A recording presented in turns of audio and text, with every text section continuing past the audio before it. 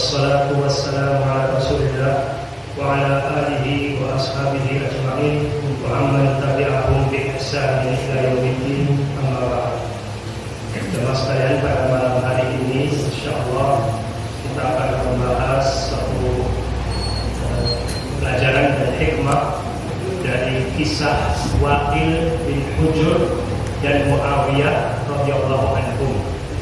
Keduanya adalah sahabat dari sahabat-sahabat Nabi sallallahu alaihi wasallam.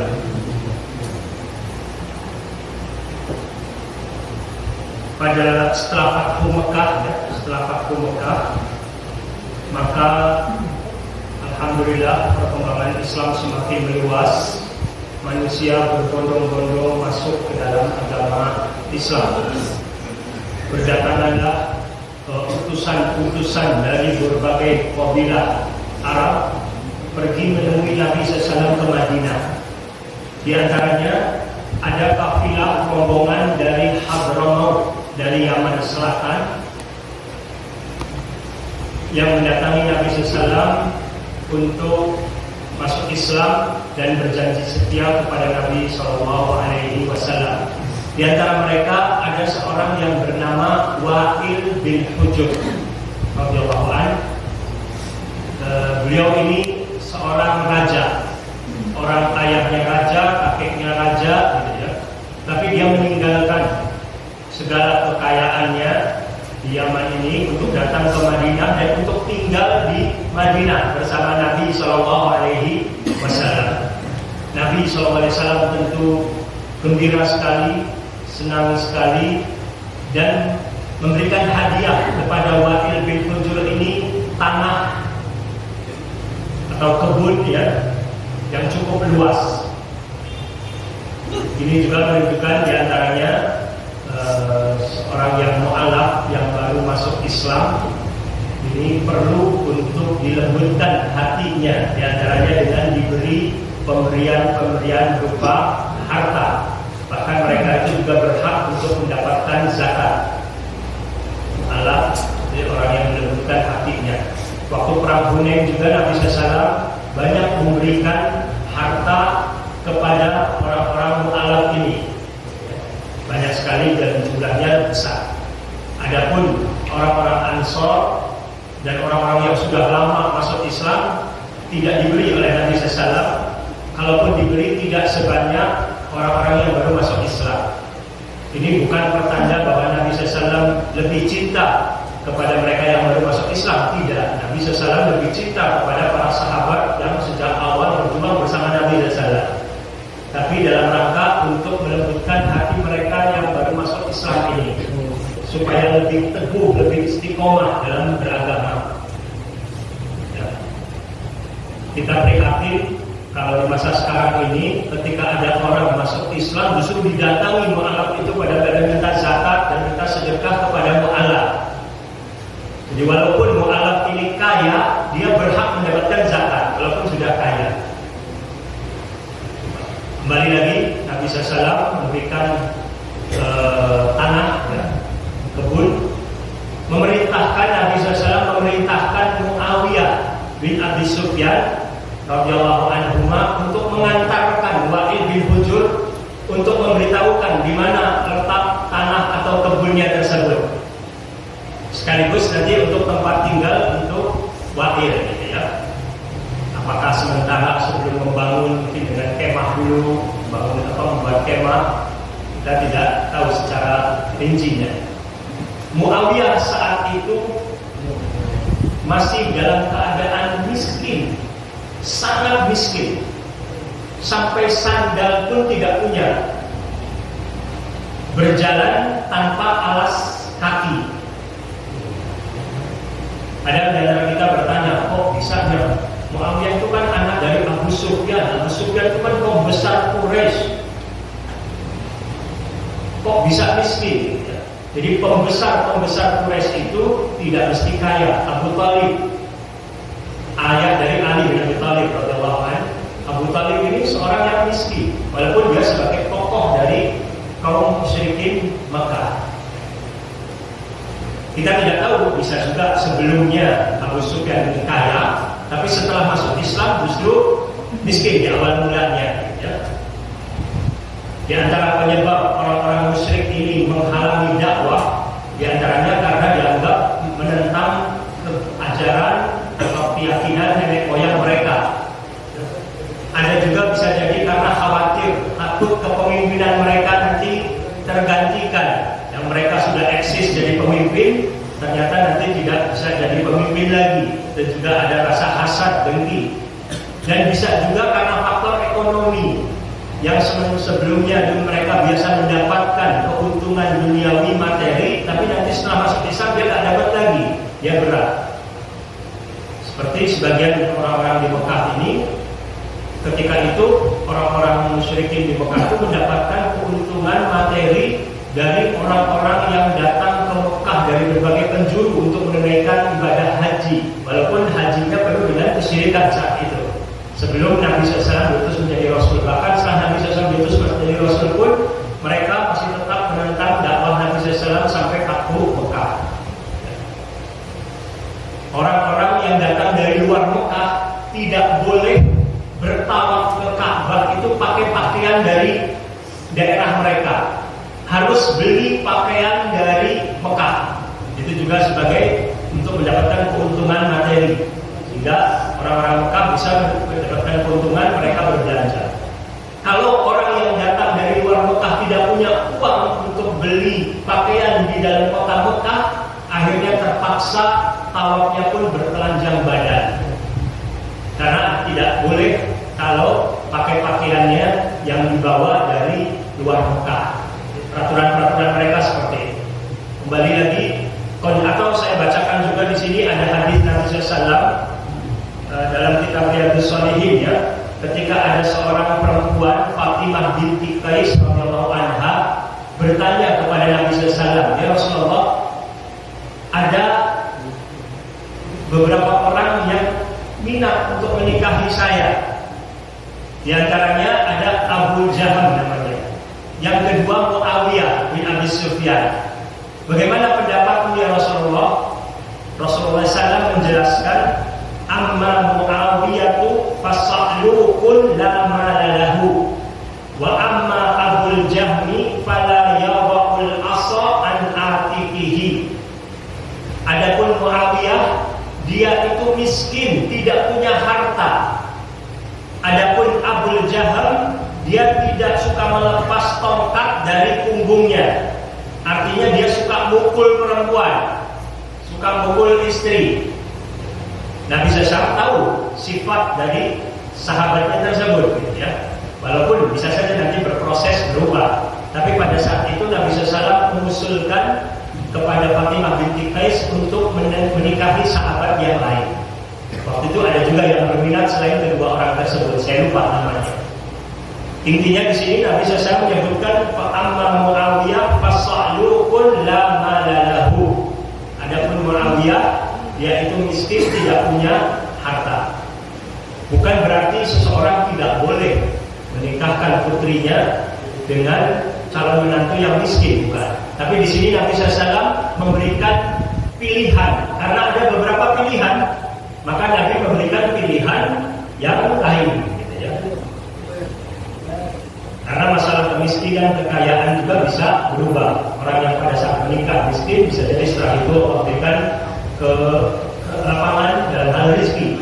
Orang yang pada saat pertama menikahnya kaya bisa saja setelah berjalan beberapa tahun kemudian dia jatuh bangkrut, mungkin saja. Rasulullah SAW memerintahkan Muawiyah bin Abi Sufyan untuk mengantarkan siapa? Wa'il bin Hujur. Wa'il bin Hujur ini seorang raja. Dia naik di atas unta, sedangkan Muawiyah berjalan kaki, tidak pakai sandal. Bayangkan di Madinah pada saat terik matahari panas, musim panas di Madinah terkadang bisa sampai 50 derajat. Kita tidak tahu pada saat itu kejadiannya, ya, apakah musim panas atau tidak musim panas, tapi yang jelas cukup berat bagi seorang yang berjalan kaki tanpa alas kaki kota Madinah di siang hari. Adapun orang yang terbiasa, tentu dia lebih kuat daripada yang tidak terbiasa. Jadi jangan bayangkannya dengan kita. Wah, mungkin tidak. Kalau orang sudah terbiasa, ya bisa. Tapi tetap dia mungkin merasakan sakit gitu ya. Kita contoh sekecilnya saja kalau di dapur kita lihat istri atau ibu kita atau saudara perempuan kita memegang panci yang panas dan lain sebagainya karena terbiasa sudah hafalan sudah kebal gitu ya. Tapi kita mungkin yang tidak berbiasa memegang sedikit saja rasanya panas sekali, tidak kuat. Tapi yang jelas Muawiyah merasa berat untuk berjalan tanpa alas kaki, jadi dia minta memohon kepada Wa'il bin Hujr, wahai Wa'il, tolong saya ikut kamu naik di atas unta bonceng. Sudah terbiasa di negeri Arab orang naik unta itu dengan boncengan terbiasa. Wa'il apa menjawabnya? Saya bukannya bakhil dengan unta saya, tapi kamu ini tidak pantas duduk bareng dengan seorang raja di atas. Jawabannya seperti itu. Wa'il baru masuk Islam, Muawiyah pun maklum. Artinya belum mendapatkan pendidikan langsung dari Nabi SAW. Baru saat itu, hari itu juga masuk Islam, mengucapkan 2 kalimat syahadat. Belum dididik oleh Nabi SAW, oleh para sahabat yang lain gitu ya. Sehingga jawabannya terkesan arogan gitu kan. Kira-kira tersinggung tidak Muawiyah dengan jawaban seperti itu? Pasti tersinggung kan. Bukan bakhil dengan unta saya, tapi kamu tidak pantas duduk bareng bersama seorang raja di atas. Karena ada orang-orang dahulu, atau mungkin juga barangkali sekarang juga merasa seolah-olah tidak pantas gitu kan. Mungkin seorang supir pribadi makan bareng bersama majikan, kadang merasa adanya aturan-aturan yang dianggap tidak pantas. Tapi dalam Islam tidak ada perbedaan. Di situ Muawiyah tersinggung, sakit hati, tapi bagaimana juga ini tamu Rasul SAW. Sedangkan beliau juga mendapatkan amanat dari Nabi SAW untuk mengantarkan tamu, harus dimuliakan. Kalau mau mengikuti emosi saat itu, Muawiyah itu kejadian tahun 9 Hijriah. Muawiyah radhiyallahu anhu ini dilahirkan 4 tahun atau 2 tahun sebelum Nabi SAW diutus menjadi Rasul. Nah, taruh kita katakan 4 tahun sebelum diutus menjadi Rasul SAW. Nabi dakwah di Mekah berapa tahun? 13. Tambah 4 sebelumnya 17. Ditambah 9 tahun ke-9 Hijriah. 17 tambah 9 26 tahun.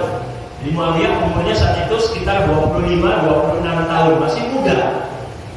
Wajar kalau emosinya juga mungkin meledak-ledak, tapi Muawiyah diberi kelebihan oleh Allah SWT, punya sifat hilm, santun, tahan emosi.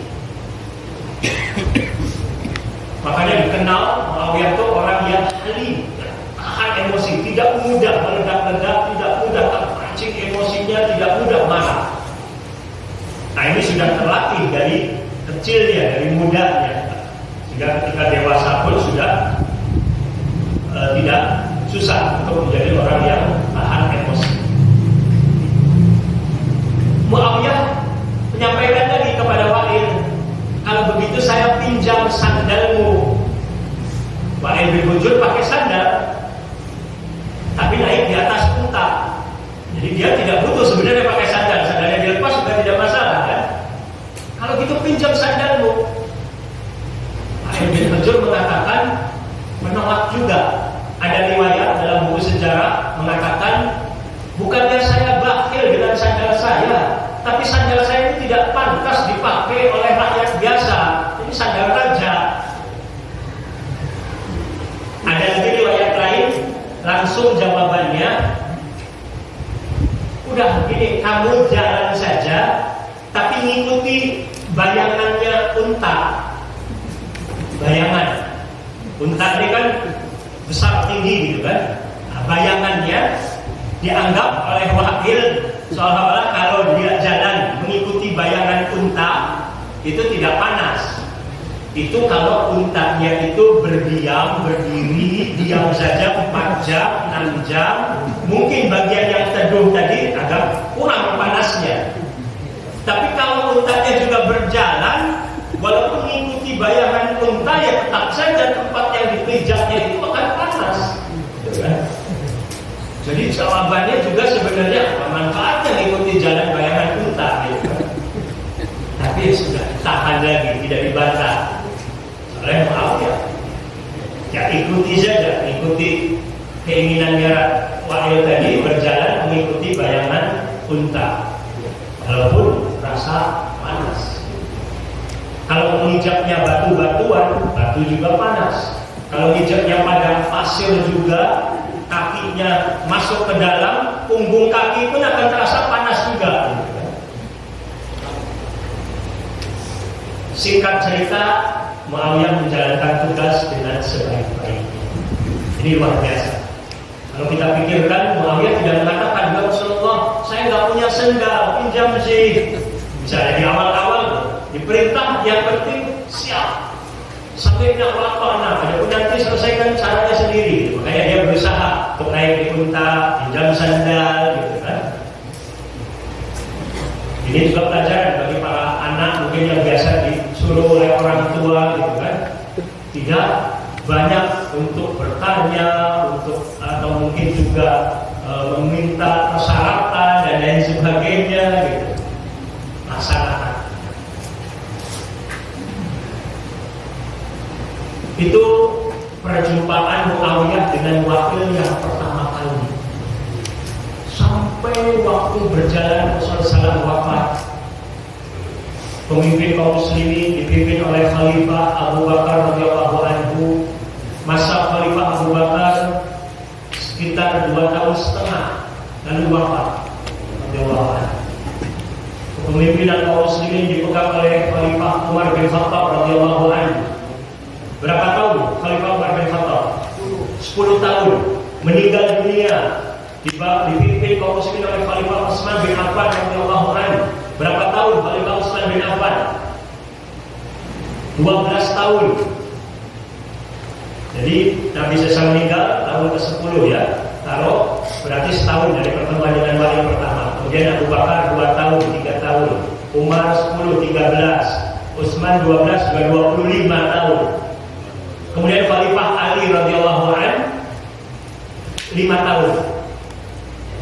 Setelah Ali radhiyallahu anhu dibunuh oleh kaum Khawarij, insyaallah sebagai syahid radhiyallahu anhu, maka kepemimpinan beralih kepada anak beliau, putra Ali radhiyallahu anhu, yaitu Al Hasan bin Ali radhiyallahu anhu. Hasan ya. Hanya 6 bulan saja setelah itu Al Hasan radhiyallahu anhu menyerahkan kepemimpinan kaum muslimin kepada Muawiyah radhiyallahu anhu agar kaum muslimin tidak berselisih, agar kaum muslimin tidak berpecah belah. Maka tahun tersebut dikenal dengan nama Amul Jamaah, tahun berjamaah, tahun persatuan. Kaum muslimin bersatu kembali karena di masa Khalifah Ali radhiyallahu anhu terjadi perselisihan di antara sesama kaum muslimin, adanya perbedaan pandangan di mana Muawiyah radhiyallahu anhu meminta kepada Ali Khalifah agar mengusut para pembunuh Khalifah Utsman radhiyallahu anhu dan menghukum para pembunuh tersebut. Baru saya akan berbaiat kepada Ali. Muawiyah itu waktu itu menjadi gubernur di Syam. Syam ini sekarang wilayah meliputi Lebanon, Suriah, Palestina, Yordania. Kemudian Muawiyah menjadi gubernur di Syam di masa Khalifah Umar radhiyallahu anhu, di masa Khalifah Utsman juga. Ketika di masa Khalifah Ali, oleh Ali radhiyallahu anhu dicopot, diganti oleh gubernur yang baru, tetapi Muawiyah menolak dan kaum muslimin yang ada di Syam juga rata-rata loyalitasnya kepada Muawiyah. Jadi mereka menuntut kepada Khalifah Ali untuk mengusut, menangkap dan menghukum para pembunuh Khalifah Utsman. Baru mereka akan berbaiat kepada Ali. Khalifah Ali radhiyallahu anhu sepakat akan mengusut, akan menghukum, menangkap dan menghukum para pembunuh, tapi bukan sekarang. Tidak tepat kalau sekarang masanya, waktunya. Tapi nanti nunggu keadaan negara stabil. Karena beliau khawatir dampaknya. Karena para pembunuh ini sebagian pemuda-pemuda dari Kufah, dari Basrah, dari Mesir. Mereka bukan, tidak ada seorang sahabat pun yang membunuh Khalifah Utsman radhiyallahu anhu, tidak ada. Mereka pemuda-pemuda yang masih muda, keislamannya juga belum kuat, dan juga belum lama masuk Islamnya, dan juga mereka punya qabilah, suku, yang suku-suku mereka juga baru masuk Islam belum lama. Semangat kesukuan mereka tinggi. Kalau ada anggota sukunya ditangkap, apalagi dibunuh, mereka akan bergerak, akan membunuh lagi. Siapa yang membunuh? Walaupun yang dibunuh ini salah sebenarnya, gitu kan? Maka Ali berpikir jauh. Kalau langsung dihukum dibunuh, pembunuh Utsman ini akan menimbulkan gejolak. Nanti perang saudara semakin lebih besar lagi. Tapi beliau menunggu waktu yang tepat, keadaan stabil, pembinaan, pendidikan, keagamaan lebih ditingkatkan supaya mereka juga sudah siap. Nah, memang yang berhak dibunuh meskipun satu suku, mereka akan menerima. Tidak lepas juga adanya perang Jamal dan perang Siffin juga adalah upaya provokasi dari kaum munafikin, orang-orang munafik yang benci kepada Islam. Ya. Yang sebelumnya juga banyak orang-orang juga yang dari kaum Persia yang kerajaan mereka tumbang di masa Khalifah Umar bin Khattab radhiyallahu anhu runtuh gitu ya. Orang-orang Romawi juga mereka dendam kepada kaum muslimin dan sebagian pura-pura masuk Islam tapi ingin merusak Islam dari dalam. Ketika terjadi perang Siffin, Wa'il bin Hujr radhiyallahu anhu ini berpihak kepada pasukannya Khalifah Ali radhiyallahu anhu melawan pasukan Muawiyah. Tetapi ketika Al-Hasan bin Ali radhiyallahu anhu menyerahkan kekuasaan kepada Muawiyah untuk menjadi khalifah, maka kaum muslimin berbaiat kepada Muawiyah radhiyallahu anhu. Termasuk Wa'il bin Hujr radhiyallahu anhu berbaiat kepada Muawiyah di kota Kufah, Irak. Janji setia untuk taat kepada pemimpin. Suatu waktu di masa pemerintahan Muawiyah pemerintahannya di mana? Ibu kotanya di Damaskus, di Syam. Pemerintahan dari Bani Umayyah ya. Kalau Ali radhiyallahu anhu pemerintahannya di Kufah. Walid bin Hujr mendatangi Khalifah Muawiyah ketika usia Walid bin Hujr sekitar 80 tahun.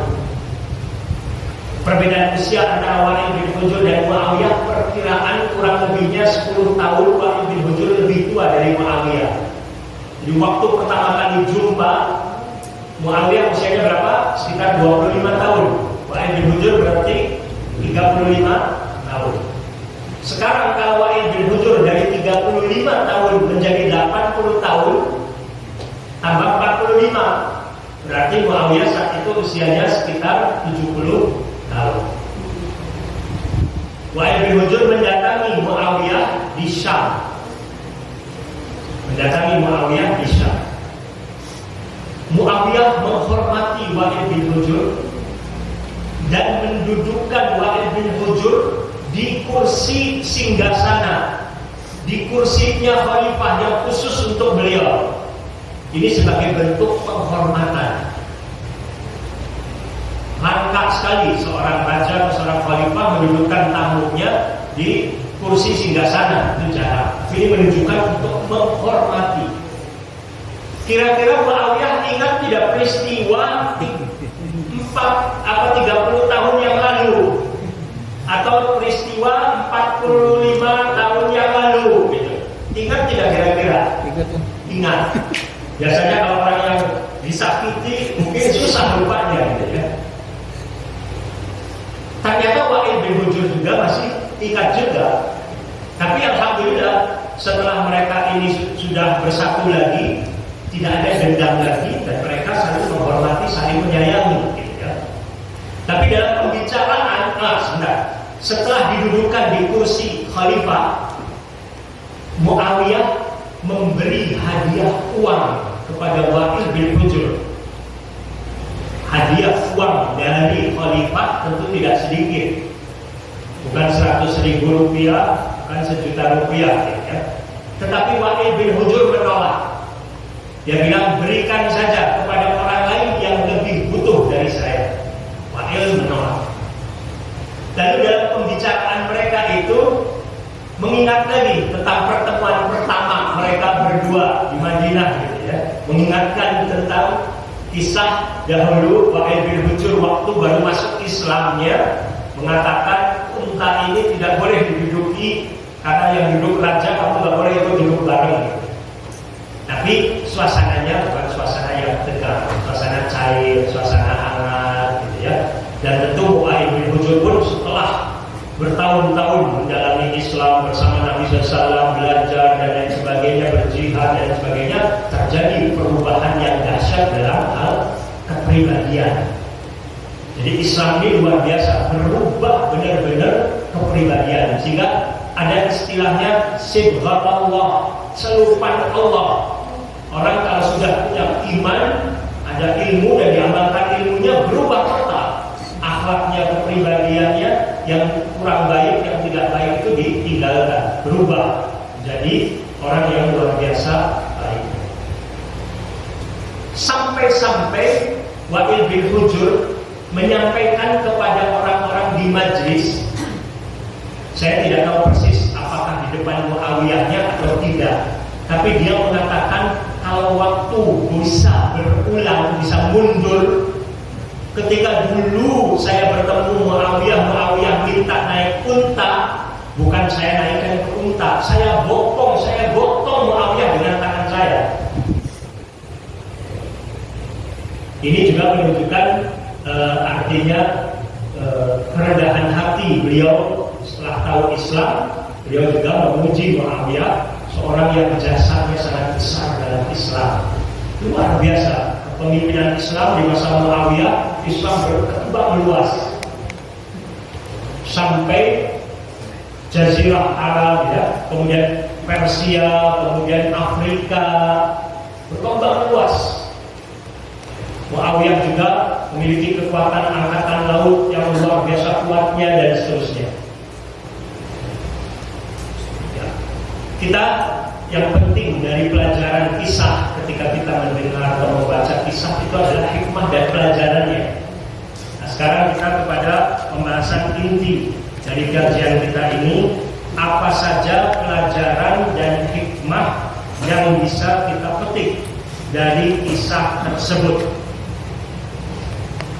Siapa di antara jamaah mungkin yang bisa menyampaikan?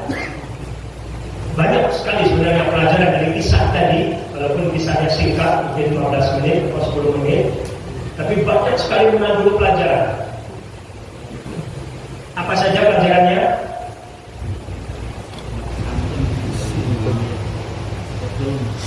Sifat hilm, ya. Sifat hilm dari Muawiyah radhiyallahu anhu, dia tahan sabar ketika tadi disakiti tadi.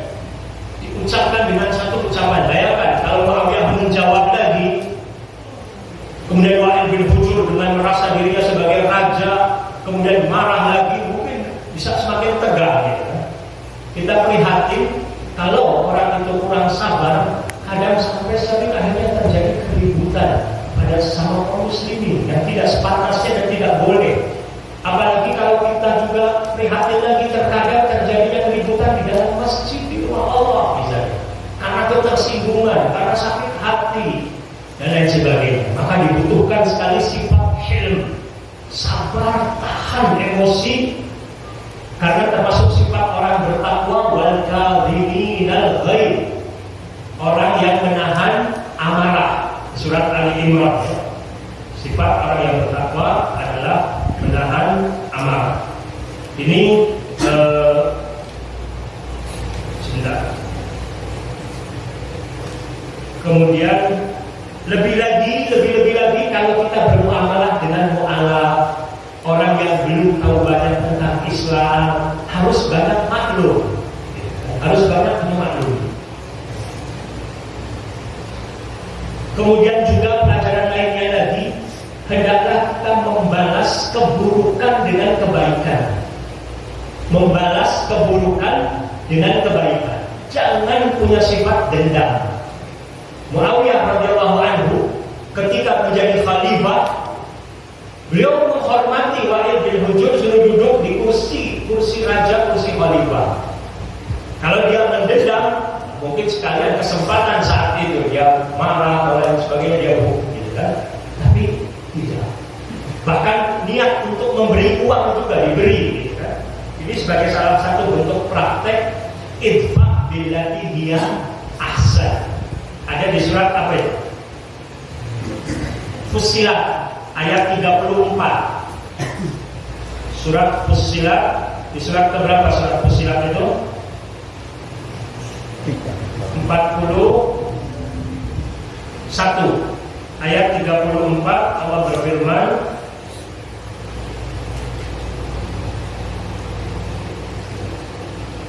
wala tastawil hasanatu wala sayyi'ah idfa' billati hiya ahsan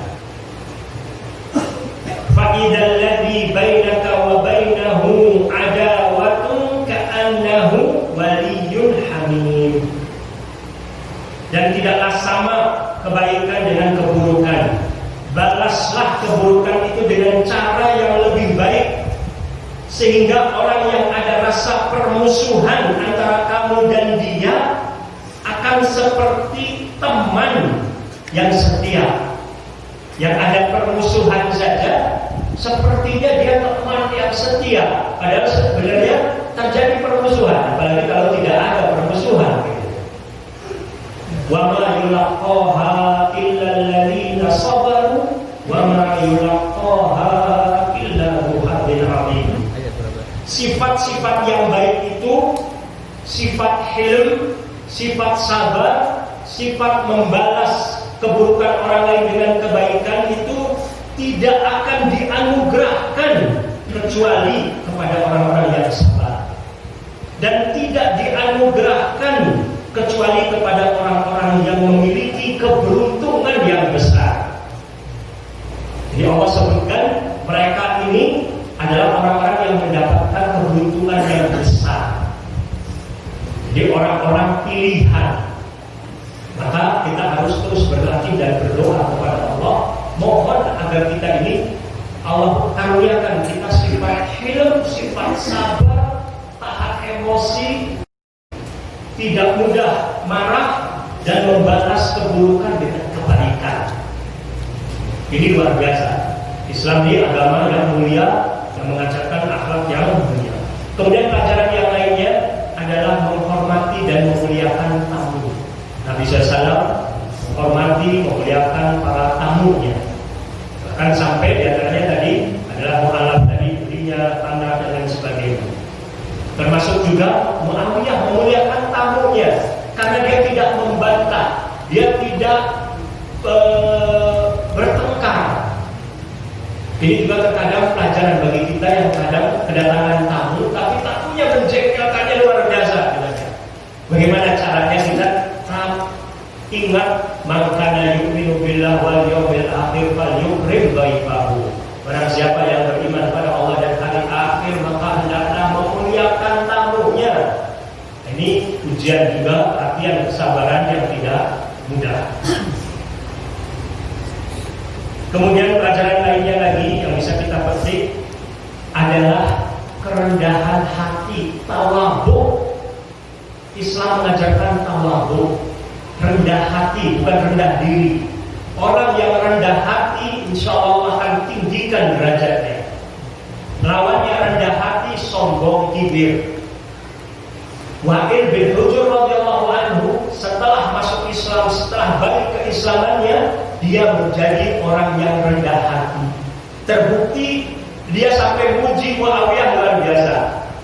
Dan kemungkinan besar mujinya tidak di depan Muawiyahnya. Tidak ada kepentingan dia, tidak ada keinginan yang dibutuhkan.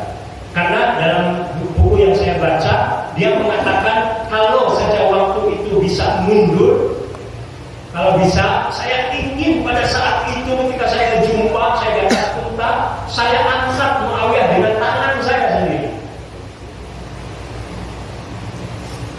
Ini kan menunjukkan dia penyesalan atas kejadian di masa lalu yang dia keliru salah. Karena kejahilannya, karena kebodohannya, karena belum paham tentang Islam. Maka ketika dia paham, dia sampai rendah hati, mengakui kekeliruannya, mengakui kesalahannya. Bahkan yang menceritakan kisah ini bukan Muawiyah. Kalau kita baca kitab-kitab hadis di Musnad Imam Ahmad, di Sahih Ibnu Hibban, yang menceritakan kejadian tadi Waqil bin Hujr radhiyallahu anhu. Kalau yang menceritakannya Muawiyah, mungkin kita merasa pantas, dia yang sakit hati, dia ceritakan kejadian masa lalu, tapi justru Waqil bin Hujrnya sendiri. Kalau dia tidak rendah hati, dia sembunyikan aja kisah ini. Ini menceritakan aib dia, tapi justru dia ceritakan kepada anaknya. Anaknya menceritakan lagi kepada orang lain, terus sampai sekarang 1400 tahun.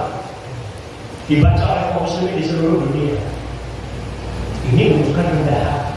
Jadi orang-orang beriman bertakwa itu tidak malu untuk menceritakan kekurangan dia, aib dia, kesalahan dia, tapi bukan tujuan membanggakan maksiat, tapi tujuannya untuk memberikan pelajaran. Ini tidak mudah. Saya pernah berjumpa dengan seorang yang asalnya bukan muslim. Ketika menceritakan bagaimana dia masuk Islamnya, dia pelajari Al-Quran terjemah. Dia pelajari sampai kepada kisah di dalam Al-Quran, kisah tentang dituduhnya Ummul Mukminin Aisyah radhiyallahu anha oleh orang-orang munafik, dianggap dituduh berbuat selingkuh, waliyadzubillah, gitu kan? Sampai sebulan lamanya baru turun wahyu. Dari situ dia berpikir, kalau Al-Quran ini bikinannya Nabi Muhammad, katanya, tak mungkin, mustahil dia akan menceritakan kisah yang memberatkan hatinya dan lain sebagainya sampai nunggu ayat sebulan lamanya. Ini mesti wahyu Allah Subhanahu wa Ta'ala. Sampai dia masuk mantap untuk bahwa Al-Quran ini kalam Allah. Itu diambilnya dari sini, karena tidak memungkinkan sampai Nabi Muhammad menyampaikan sendiri isi wahyu dan lain sebagainya, sampai menunggu juga sebulan. Yang isi wahyunya terkadang menceritakan tentang abasa wa tawalla, ketika beliau ini berdakwah kepada pemuka Quraisy, lalu datang Abdullah bin Ummi Maktum yang tunanetra oleh Nabi SAW, disikapi dengan bermuka masam. Bukan merendahkan beliau, ya bukan, tapi Nabi sudah berdakwah untuk para tokoh. Kalau mereka masuk Islam, kemungkinan besar dakwahnya lebih cepat, gitu kan? Tapi itu pun ditegur oleh Allah. Dia sampaikan, beliau sampaikan pada umat. Yang ayat itu terus dibaca berulang-ulang. Kalau seorang pemimpin, istilahnya, yang dihormati, kemudian menceritakan atas tegurannya kepada dia, kalau bukan kalau Allah, tidak mungkin dia akan ceritakan sesuatu yang menceritakan seolah-olah mengingatkan akan keliruan, kesalahan, tapi benar-benar ini adalah kalam Allah, wahyu ilahi. Itu diantara pelajaran kerendahan hati dari Waqil bin Hujr radhiyallahu anhu, sampai beliau menceritakan kisah tersebut, mau mengakui kesalahan. Ini penting. Kemudian pelajaran lainnya, bahwasanya nikmat dunia itu tidak langgeng. Ada kalanya berubah. Orang yang tadinya miskin sampai tidak punya sandal sekalipun, sampai Allah berikan juga kehormatan, menjadi khalifah, kemuliaan, kekayaan juga, gitu ya. Walaupun kekayaan juga sifatnya ujian, ya, kan jadi jaminan. bahwa Allah memuliakan seseorang dengan kekayaan, tidak jadi jaminan. Kalau kaya tapi bersyukur, insya Allah muliakan. Tapi kalau kaya tidak bersyukur kepada Allah, Allah hinakan. Orang yang miskin sekalipun, kalau dia sabar, ridho, Allah muliakan, Allah tinggikan derajatnya. Tapi kalau dia tidak sabar, bersyukur kepada Allah, Allah hinakan. Jadi nikmat itu tidak langgeng. Nikmat dunia ini bisa berubah-ubah. Keadaan manusia itu bisa berubah-ubah. Ada orang yang kalanya tadinya sehat, tiba-tiba sakit. Makanya Nabi SAW di antaranya mengajarkan kita doa, Allahumma inna na'udzubika min zawali ni'matika. Ya Allah, aku berlindung, kami berlindung kepada Engkau dari hilangnya nikmatmu. Para ulama, di antaranya Imam Ibnu Qayyim mengatakan, idza kunta fi ni'matin far'aha fa innal ma'asi tuzilun ni'am. Kalau kamu dalam keadaan nikmat, pelihara nikmat itu, jaga nikmat itu dengan takwa kepada Allah. Karena apa? Karena maksiat itu akan menghabiskan, menghilangkan kenikmatan. Dengan maksiat kepada Allah, itu nanti akan hilang nikmat tersebut. Ada kalanya cepat, ada kalanya lambat. Manusia sering lambat.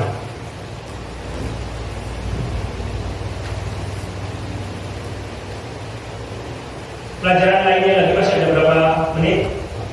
1 menit. Ya. Kita tunda sedikit pembahasan setelah selesai sholat isya saja. Jangan antara adzan dan iqamah, karena antara adzan dan iqamah ini waktu yang mustajab untuk doa. Dan juga mungkin ada orang yang datang yang tidak ikut pengajian, datang ingin sholat, jangan sampai terganggu dengan ceramah kita. Tapi insya Allah bagi yang punya waktu, selesai sholat isya 5 menit saya lanjutkan lagi. Tapi kalau yang ada keperluan tidak jadi masalah, silakan untuk meninggalkan majelis ini. Itu saja dulu. Assalamualaikum warahmatullahi wabarakatuh. Assalamualaikum warahmatullahi wabarakatuh. Alhamdulillah.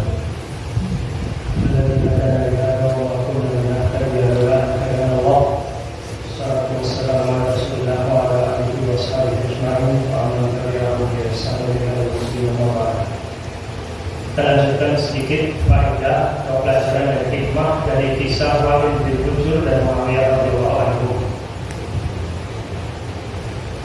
Sedikit sebelum saya lanjutkan juga di sini ada hal yang penting juga tentang bagaimana kita bersikap terhadap perselisihan yang terjadi di antara sahabat radhiyallahu anhu.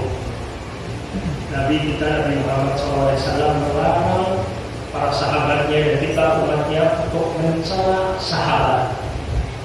Siapa yang dinamakan sahabat? Sahabat itu adalah yang beriman kepada Allah dan Nabi Muhammad SAW, kemudian juga berjumpa dengan Nabi SAW dan wafat dalam keadaan Islam dan iman. Termasuk juga Muawiyah radhiyallahu anhu adalah seorang sahabat, di mana Allah memuji para sahabat itu, wasabiquna al-awwaluna minal muhajirin wal ansar walladzina tabauhum bi ihsan radhiyallahu anhum wa radu an. Para pendahulu dari kaum muhajirin dan ansar, sabiquna al-awwaluna minal muhajirin wal ansar walladzina tabauhum bi ihsan, dan yang mengikuti mereka dengan kebaikan, Allah ridha kepada mereka dan mereka berridha kepada Allah.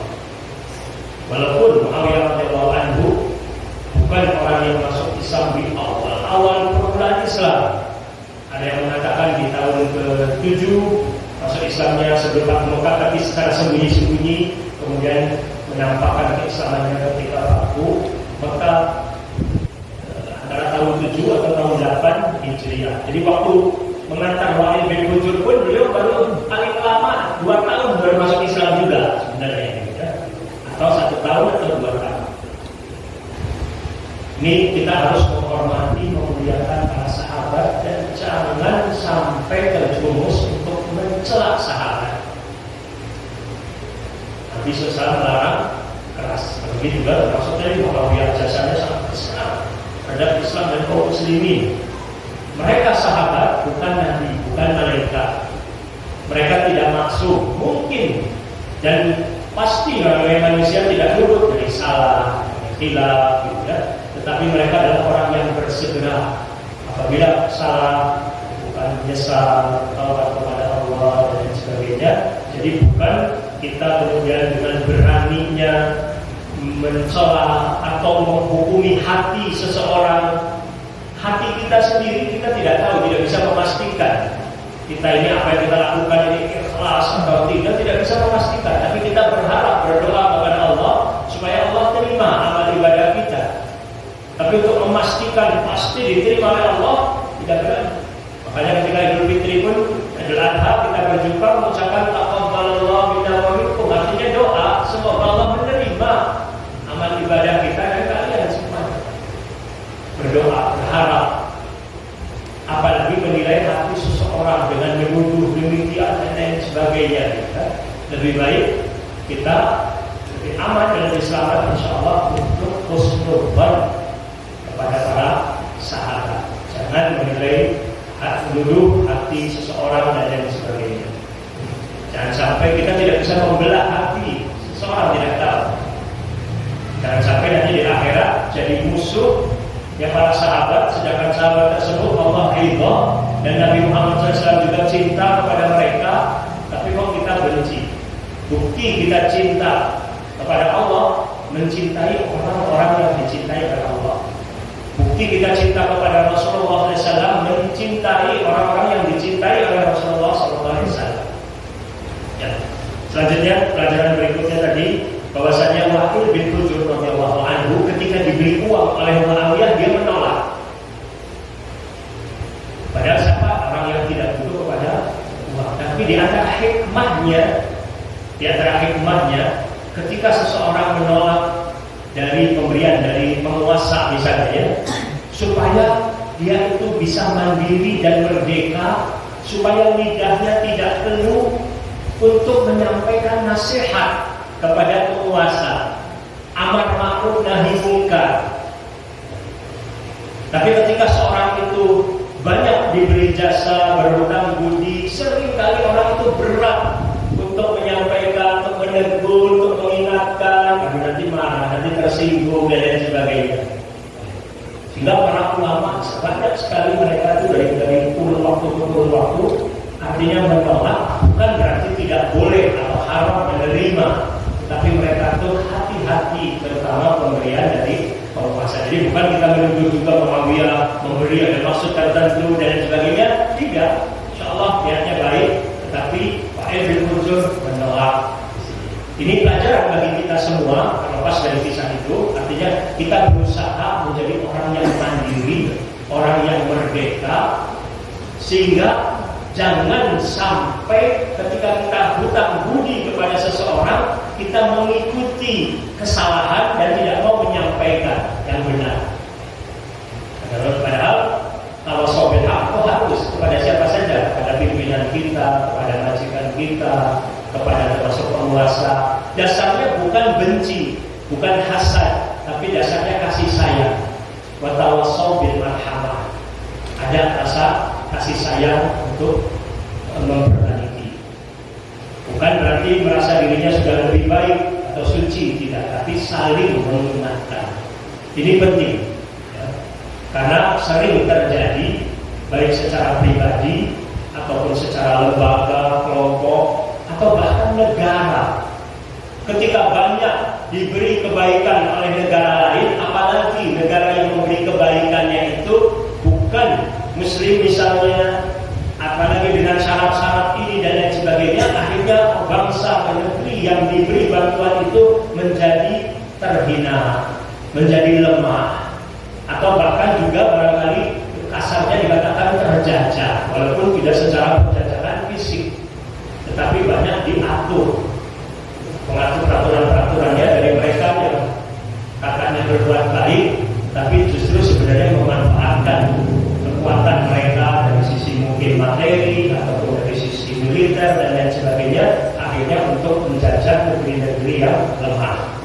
Maka kalau setiap dari muslim, setiap dari rakyat ini memiliki semangat jiwa merdeka, sifat mandiri, insya Allah ini masyarakat dan negeri pun akan menjadi lebih kuat sehingga tidak sampai lemah untuk diatur-atur dengan cara dihinakan atau untuk diatur-atur untuk bermaksiat kepada Allah Subhanahu wa Ta'ala. Kemudian pelajaran lainnya lagi terakhir ya, mungkin masih banyak lagi sebenarnya. Barangkali di antara jamaah nanti ada yang mendapatkan, bisa saja mengirim kepada saya pribadi faedah-faedah yang lainnya ya. Saya hanya mengumpulkan, di antaranya saya kumpulkan lagi di sini sifat pengikut Rasulullah SAW. Sifat pengikut Rasulullah SAW adalah ruhama'u bainahum. Ini di surat apa? Di surat apa? Ruhama'u bainahum. Sering kita dengar yang Ustaz Faris, Muhammadun Rasulullah waladina ma'ahu. Surat Muhammad ya. Kita buka dulu ya. Surat Muhammad surat ke-40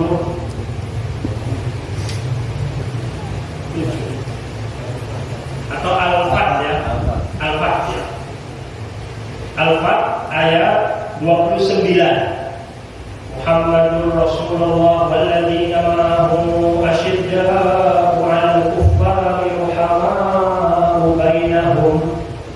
Muhammad adalah utusan Allah dan orang-orang yang bersama dengan beliau bersikap keras, bersikap tegas terhadap orang-orang kafir, tetapi berkasih sayang sesama mereka. Orang yang bersama Nabi Muhammad SAW, dari para sahabatnya, dari para tabi'in dan pengikutnya yang setia mengikuti jejak Nabi SAW, memiliki sifat ruhama'u bainahum. Ruhama'u rahim, sayang sama lain. Ini penting, harus ditumbuhkan semangat rahmah, sayang kepada sesama saudara. Jangan ditumbuhkan, dididik dengan semangatnya semangat kebencian. Walaupun dalam Islam ada al-wala' wal-bara', semangat loyal dan semangat benci kepada kemaksiatan, benci kepada fasikan, kepada kekufuran, tapi ada rasa sayang. Sebagaimana mungkin orang tua marah ke anak sayang. Karena Nabi SAW terkadang marah kepada sahabat, tapi marahnya marah sayang. Beda kalau adanya semangatnya ditumbuhkannya semangat kebencian. Maka harus diluruskan niat dan orientasinya harus akhirat sehingga semangatnya adalah kasih sayang. Kemudian sifatnya lagi orang beriman adalah yang dicintai Allah, adillatin 'alal mu'minin. Adillah. Dzul itu hina. Artinya merendah kepada sesama orang beriman itu merendah.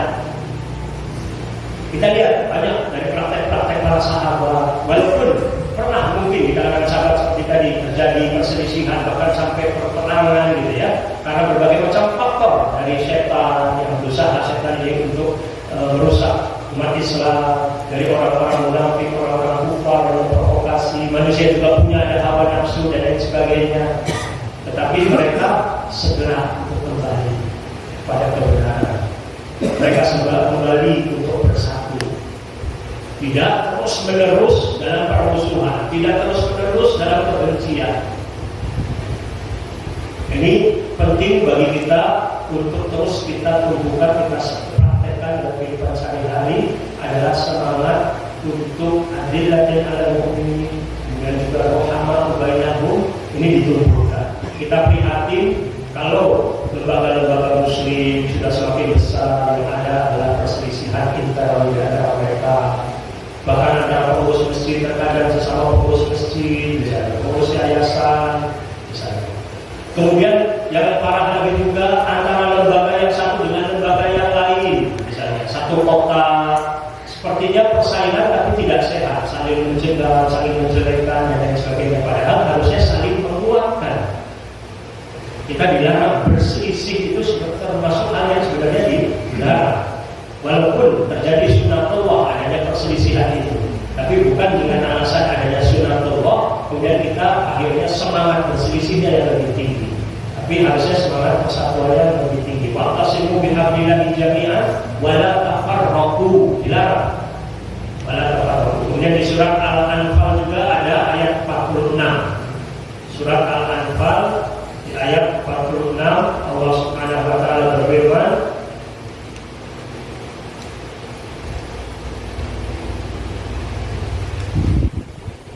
wa atii'ullaha wa rasulahu wa la tanaza'u fatafshalu wa tadhhaba rihukum wasbiru innallaha ma'as sabirin. Taatilah Allah dan Rasulnya, janganlah kalian berselisih yang menyebabkan kalian menjadi gentar dan kekuatan kalian menjadi hilang, dan bersabarlah, sungguh Allah bersama orang-orang yang sabar. Jadi larangan untuk berselisih, hindari perselisihan di antara adik kakak, perselisihan di antara keluarga suami istri, perselisihan antara orang tua dengan anak, perselisihan antara menantu dengan mertua, hindari. Perselisihan antara sahabat, antara lembaga kaum muslimin yang satu dengan yang lain, hindari. Semangat tumbuhkan semangat kecintaan dan semangat amar ma'ruf nahi munkar, nasihat, negur, nasihati dengan cara yang baik. Semoga keadaan Islam akan menjadi baik, karena Nabi SAW menyebutkan bahwa al-mu'min ini kal-bunyan. Orang mukmin ini seperti bangunan yasuddu ba'duhu ba'dha, yang saling menguatkan. Modal utama kaum muslimin adalah kekuatan iman, kekuatan tauhid, dan kekuatan ukhuwah, persaudaraan Islam. Ketika ukhuwah menjadi lemah, maka akan mudah kita ini dikuasai oleh musuh dan akan menjadi umat yang terhina. Semoga Allah SWT jadikan kita sebagai khairah ummatin, sebagai sebaik-baik umat yang dikeluarkan untuk manusia yang beriman kepada Allah dan melakukan